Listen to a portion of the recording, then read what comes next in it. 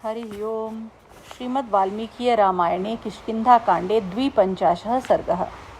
तापसी स्वयंप्रभा के पूछने पर वानरों का उसे अपना वृत्तांत बताना और उसके प्रभाव से गुफा के बाहर निकलकर समुद्र तट पर पहुंचना।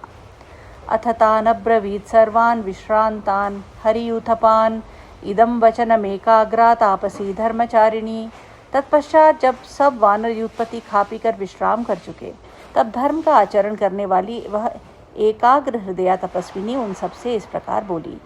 वानरा यदि वक्षेद प्रणष्ट फल भक्षणात् यदि चैतन्मया श्राव्यम श्रोतुमिच्छामि तां कथाम। वानरों, यदि फल खाने से तुम्हारी थकावट दूर हो गई हो और यदि तुम्हारा वृत्तांत मेरे सुनने योग्य हो तो मैं उसे सुनना चाहती हूँ। तस्यास्तद्वचनं श्रुत्वा हनुमान् मारुतात्मजः आर्जवेन यथातत्त्वमाख्यातुमुपचक्रमे। उसकी यह बात सुनकर पवन कुमार हनुमान जी बड़ी सरलता के साथ यथार्थ बात करने लगे। राजा सर्वस्य लोकस्य महेंद्र वर्णोपमः रामो दाशरथि श्रीमान प्रविष्टो दंडकावनम। देवी, संपूर्ण जगत के राजा दशरथ नंदन श्रीमान भगवान राम, जो देवराज इंद्र और वरुण के समान तेजस्वी हैं, दंडकारण्य में पधारे हैं। लक्ष्मणेन सह भ्रात्रा वैदेह्या सह भार्यया तस्य भार्या जनस्थानाद् रावणेन हृता बलात्। उनके साथ उनके छोटे भाई लक्ष्मण तथा उनकी धर्मपत्नी विदेह नंदिनी सीता भी थीं। जनस्थान में आकर रावण ने उनकी स्त्री का बलपूर्वक अपहरण कर लिया।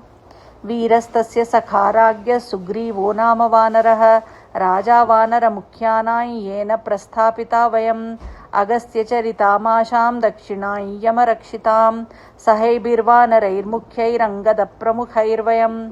श्रेष्ठ वानरों के राजा वानर जातीय वीरवर सुग्रीव महाराज श्री रामचंद्र जी के मित्र हैं, जिन्होंने इन अंगद आदि प्रधान वीरों के साथ हम लोगों को सीता की खोज करने के लिए अगस्त्य सेवित और यमराज द्वारा सुरक्षित दक्षिण दिशा में भेजा है।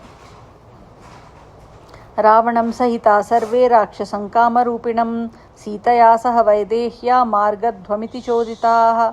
उन्होंने आज्ञा दी थी कि तुम सब लोग एक साथ रहकर विदेह कुमारी सीता सहित उस इच्छानुसार रूप धारण करने वाले राक्षस राज रावण का पता लगाना।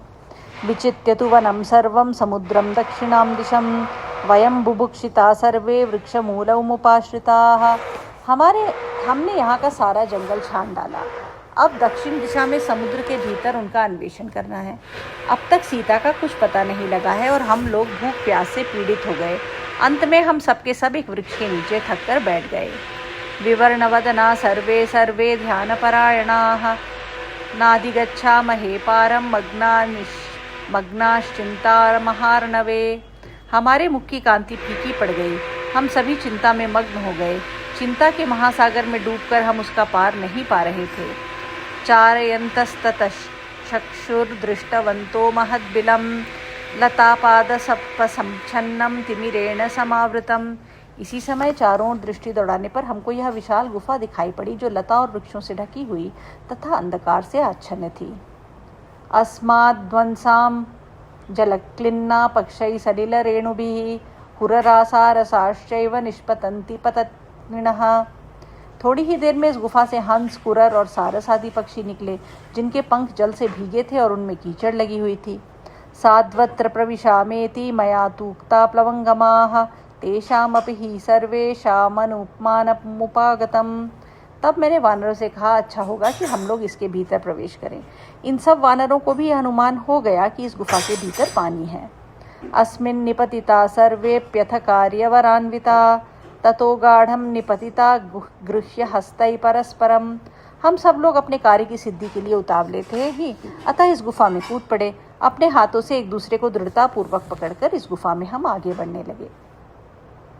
इदं प्रविष्टा सहसा बिलं तिमिरसंवृतम् एतन्न कार्यमेतेन कृत्येन वयमागताः। इस तरह सहसा हम लोगों ने इस अंधेरी गुफा में प्रवेश किया। यही हमारा कार्य है और इसी कार्य में हम इधर आए हैं। त्वांचैवोपगता सर्वे परिद्यूना बुभुक्षिताः आतिथ्य धर्मदत्तानि मूलानि च फलानि च अस्माभिरुपयुक्तानि बुभुक्ष परिपीडितैः। भूख से व्याकुल एवं दुर्बल होने के कारण हम सब ने तुम्हारी शरण ली।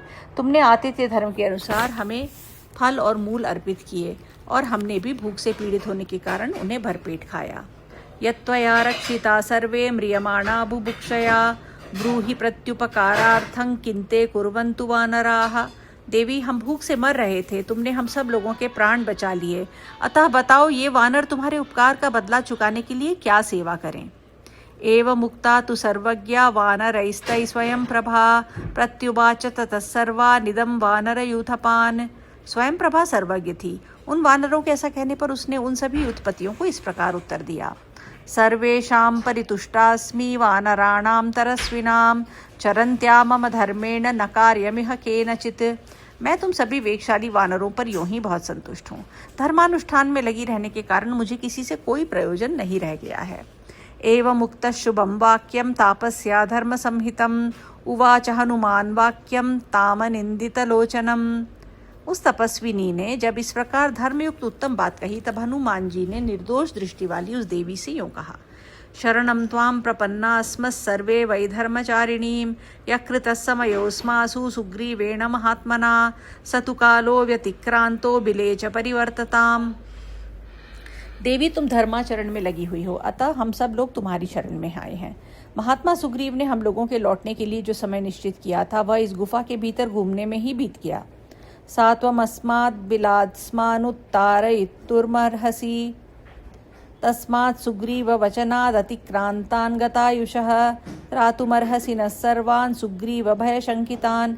अब तुम कृपा करके हमें इस बिल से बाहर निकलने दो। सुग्रीव के बताए हुए समय को हम लांघ चुके हैं, इसलिए अब हमारी आयु पूरी हो चुकी है। हम सब अब सुग्रीव के भय से डरे हुए हैं, अतः तुम हमारा उद्धार करो।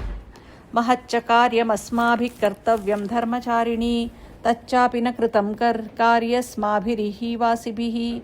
धर्मचारिणी, हमें जो महान कार्य करना है उसे भी हम इस गुफा में रहने के कारण नहीं कर सकते हैं। एवं मुक्ता हनुमता तापसी वाक्यम अब्रवीत जीवता दुष्करम मन्ये प्रविष्टेन निवर्तितुम तपसः सुप्रभावेण नियमोपार्जितेन च सर्वानेव बिलादस्मात् तारयिष्यामि वानरान्।